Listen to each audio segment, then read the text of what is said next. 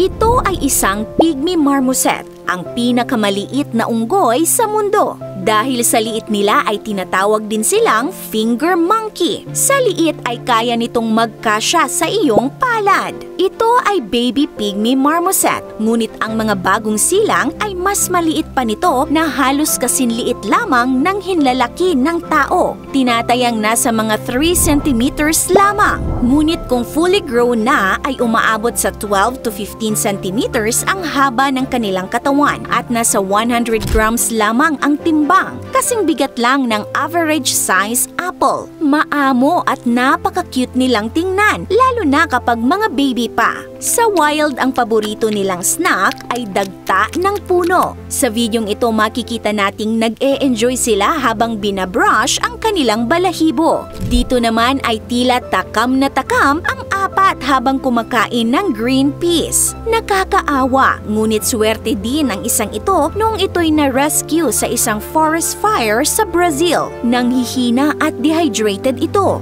At ganito pala ang kanilang tunog. Labis namang ikinatuwa ng mga netizen nung lumabas ang videong ito na nagpapakita ng tila galit at nakasimangot na mga pygmy marmoset. Mabilis namang niyakap ng isang mama ang kanyang mga supling nung ito'y ibinalik sa kanya. At narito pa ang mga super cute na mga picture nila.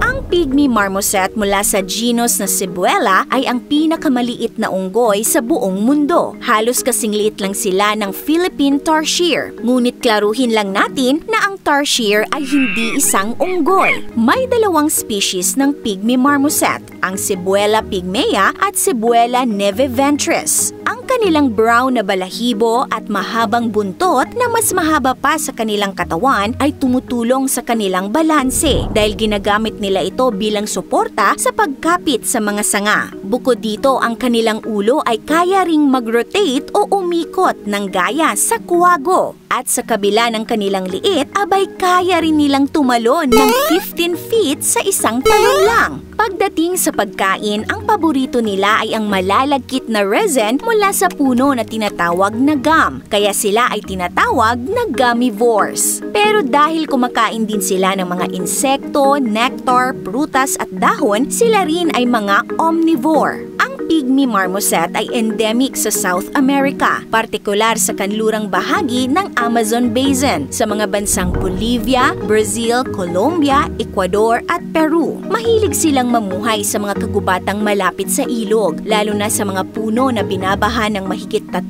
buwan sa isang taon. Bagamat maliit ay nagiging mabangis sila sa ibang hayop kapag teritoryo na ang pinag-uusapan. Pero kahit ganon, kilala rin sila bilang mababait at family-oriented. Karaniwan silang nabubuhay sa maliliit na grupo na may 2 hanggang 15 mga miyembro. Kadalasan ay binubuo ito ng isang breeding pair at kanilang mga anak. At ang nakakatuwa, hindi lang ina at ama ang nag-aalaga sa baby marmosets, pati na rin ang mga kapatid nila. Kapag natutulog, mahigpit silang magkakayakap para sa init at proteksyon. Ngunit ang nakakalungkot ay patuloy ang pag-onti nila. Ayon sa IUCN, bagamat common pa rin ang pygmy marmoset sa wild, unti-unti namang bumababa ang bilang nila dahil sa pagkawala ng kanilang natural na tirahan at ang pagkakaroon ng pet trade. Kaya kasalukuyan silang nasa kategoryang VU o vulnerable. Noong 2016, Year of the Monkey, naging trend sa China ang pagbibenta sa mga ito sa halagang $4,500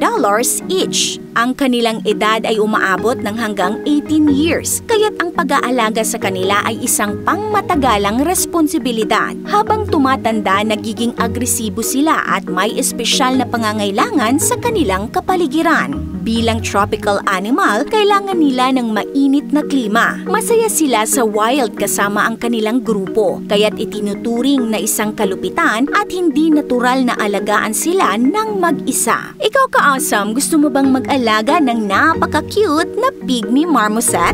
This is your Ate O from Our Republic. Hanggang sa muli and stay awesome!